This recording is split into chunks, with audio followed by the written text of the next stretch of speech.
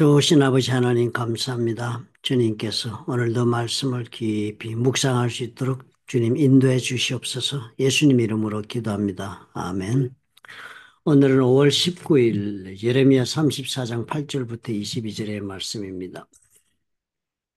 시드기야 왕이니까 유다 왕국의 마지막 왕입니다. 그때 바빌론에게 이제 망하고 시드기야 왕은 결국 잡혀가는 그런 왕이 되는데요. 그런 모든 험악한 그런 심판, 하나님의 심판을 받았다고 이제 성경이 그렇게 가르쳐 줍니다. 즉, 우리는 심판을 표현하지만 영어 성경에는 하나님의 연단을 받습니다. 디스플레인.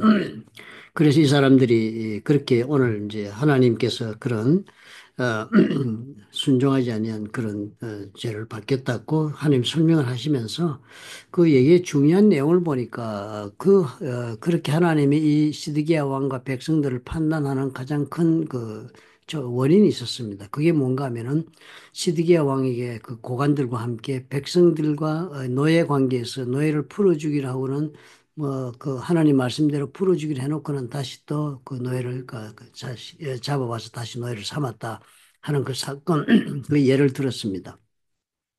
그런데 그것이 다 그 사건 하나 때문에 그런 것이 아니고 내용을 쭉 읽어보니까 이 사람들의 하나님 앞에서의 그 약속 관계, 언약 관계를 소홀하게 다루고 있는 경홀히 여기는 이 사람들의 태도가 이 사람들의 운명을 이렇게 결정짓는 일이 되었다라고 하나님이 말씀을 하고 계신 것을 알게 됩니다. 고대 사회는 현대와는 다르게 이제 계약의 방법이 되더니 원초적이죠. 지금은 뭐 복잡한 법률 서류가 있어가지고 서로 계약을 하고 우리가 서로 서명 사인하고 혹은 또 부동산 같은 경우는 에스크로를 열어서 서로 그 절차를 완결 짓고 이렇게 하지 않습니까? 그런데 고대사에는 그런 계약의 방법이 몇 가지가 있었습니다. 성경이 가장 오래된 책이니까요. 성경에 나오고 있는 그 방법을 우리가 살펴보면 돌로 서로 무더기를 쌓아놓고 계약을 합니다. 약속하는 징표를 삼습니다. 그래, 가령 야곱이 외삼촌 라반의 집을 떠날 때는 돌무더기를 쌓아놓고는 서로 언약을 맺지 않습니까? 서로 이 선을 넘지 않겠다라고 언약하는데 증거로 돌무더기를 쌓아놓고 또 어떤 경우는 조개 무더기를 이렇게 쌓아놓고 이렇게 언약을 하기도 합니다. 그렇게 해서 언약을 하기도 하지만 고대 사람들이 언약을 서로 맺는 것 중에 가장 확실하고도 내 목숨을 걸고 이 약속을 지키겠다고 언약하는 것이 오늘 나오는 18절에 나오는 것처럼 이렇게 기록된 이야기입니다. 송아지를 둘로 쪼개고 그 두 조각 사이로 지나가며 내 앞에 언약을 맺었으나 그렇게 얘기하는 것입니다. 즉 산 짐승을 반으로 쪼개서 벌려놓습니다. 그리고서는 계약 당사자가 양쪽에 마주서 가지고 계약의 내용을 서로 이야기하고 그리고는 서로가 잘라놓은 짐승의 가운데로 이렇게 걸어서 지나가서 계약을 이룹니다. 이렇게 계약을 하는 그 내용은 무엇인가 하면 서로가 계약 맺은 그 내용을 지키지 않을 때는 이 짐승이 둘로 쪼개져서 죽음을 당한 것처럼 우리도 그 계약을 파기한 자가 목숨을 내어놓는다, 죽임을 당한다라는 것이 계약의 그 준수 조건에 그렇게 들어가기 때문에 그렇게 계약을 맺는 것입니다. 그러기 대단히 계약 중에서는 제일 그 뭐라 그러죠? 강제 조항의 그 위력이 높은 그런 계약입니다. 그것이 짐승을 둘로 쪼개놓고 그런데 이 계약은 사실 언제 있었던 계약인가 하면 하나님께서 아브라함과 계약을 처음에 언약을 맺을 때 사람과 사람 사이의 계약은 우리가 약속 혹은 계약이라고 말하지만 하나님과 사람 사이에 하나님이 계제된 것은 우리는 언약이라고 그렇게 표현을 합니다.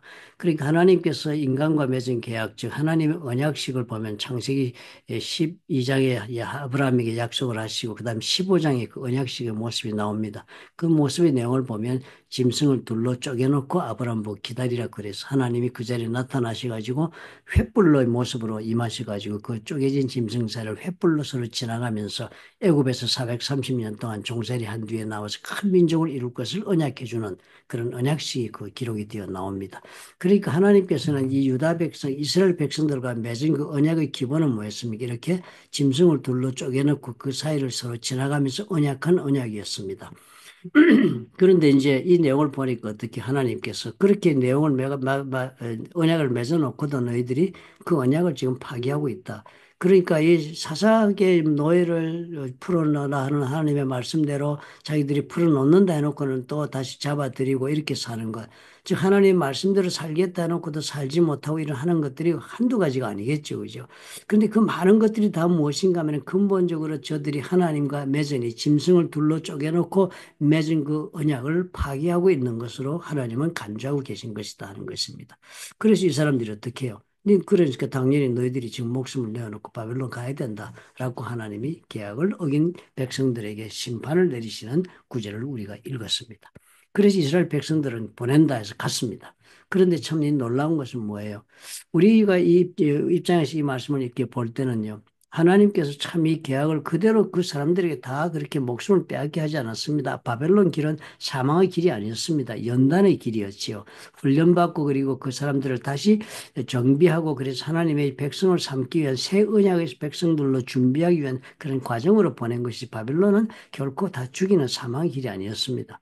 그와 마찬가지로 우리 가만히 보면 그 이후에 하나님께서도요. 우리와 맺은 언약 관계에서 하나님은 우리는 계속적으로 계약을 파기하고 그래서 우리가 목숨을 내어놓아야 하는데도 불구하고 우리가 목숨을 내어놓지 않게 하십니다. 그 국적인 사건이 뭐예요? 예수께서 십자가에 대신 돌아가시는 것입니다.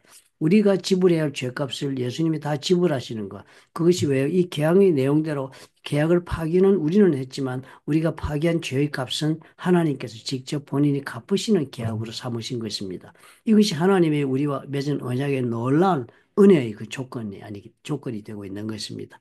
그러니까 처음에 창세기 15장에도 볼 때도요. 아브라함이 있을 때 그 계약의 모습을 보면은 횃불이 그 사이로만 지나가지 아브라함이 거기로 지나가게 하지는 않았습니다. 즉 아브라함이 계약을 파기한다 할지라도 이 하나님과 아브라함이 맺은 언약은 누구가 파기하든지 간에 파기하면 대가는 하나님이 지불한다 해서 그 가운데로 지나가는 것은 하나님만 지나갔습니다. 마찬가지로 이 바빌론에게도 지금 말씀은 그렇게 하십니다. 언약을 해서 그랬지만 실제로 그 대가를 하나님께서 이 사람들에게 다 지불하게 하지 않았습니다. 연단받고 훈련받아 새 언약으로 살 수 있는 사람을 준비하는 그런 훈련의 과정이었고요.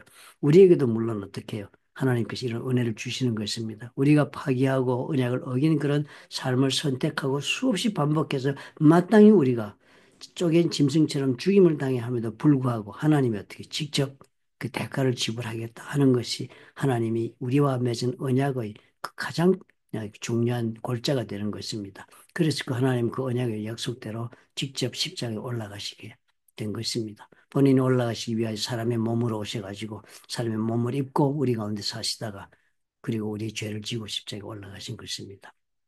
계약을 우리가 아무리 어겼다 할지라도 하나님 이런 자비와 긍휼을 우리에게 베푸시고 직접 그 짐을 하나님께서 지셨다는 사실을 우리가 기억하십시다. 그러므로 우리가 그 하나님의 사랑을 알고 하나님의 그 희생을 안다면 우리가 어떤 마음으로 하나님과의 관계 속에 살아야 할까 깊이 묵상하고 우리가 오늘 우리 하나님 앞에서 나의 자리를 다시 점검하고 찾아가는 우리가 되었으면 좋겠습니다. 사랑이 많으시고 좋으신 하나님 아버지, 우리는 항상 삶에 바쁘다 혹은 또 내가 감당할 책임이 크다 이런 것들을 이유로 혹은 또 조건으로 삼아서 하나님과의 관계 속에서 내가 마땅히 살아야 할 모습을 최우선적으로 선택하는 일을 언제나 소홀히 합니다. 둘째로 밀고 셋째로 밀고 그래서 내 삶이 가장 우선이 되는 경우가 얼마나 많은지 모릅니다. 다 언약을 파기하고 있는 우리의 모습인 줄로 압니다. 이스라엘 백성들도 그리했다고 해서 하나님 앞에 오늘 징계를 받고 야단을 들었습니다. 저들은 삶의 필요에 따라서 다시 노예를 풀어주었다고 불러드렸겠지요. 저들은 삶의 모든 우선적으로 자신의 삶을 제대로 살게 하기 위해서 살다 보니까 하나님의 말씀을 어겼겠지요. 우리가 이런 것을 깊이 묵상하게 도와주옵소서. 우리가 참으로 하나님 앞에서 내 삶을 살다 보니까 그럴 수밖에 없었다고 말하는 것들이 사실은 하나님 앞에서 저들이 저렇게 심판받는 것처럼 나의 삶에도 심판의 아버지 조건이 될 수 있다는 것을 우리 깊이 묵상할 수 있도록 도와주셔서 삶의 우선을 내세울 것이 아니라 하나님의 우선되는 삶을 선택할 줄 아는 우리가 되도록 도와주옵소서. 언약을 주님이 그래서 파기하지 않는 우리가 될 수 있도록 축복해 주옵소서. 예수님 이름으로 기도합니다. 아멘. 언제나 우리가 이 경쟁 속에 살죠, 그죠? 삶의 필요를 채우기 위해서. 이렇게 할 수밖에 없다라는 수많은 것들이 사실은 하나님의 편에서 볼 때는 하나님과의 언약 속에서 사는 삶의 순서를, 우선순위를 제대로 내가 선택해 주지 않는 데 따른 그런 변명이고 이유일 따름이다라고 하나님은 알려주고 계십니다. 오늘 우리 자신의 삶을 돌아봅시다. 얼마나 바쁘다고 우리 핑계 많이 댑니까?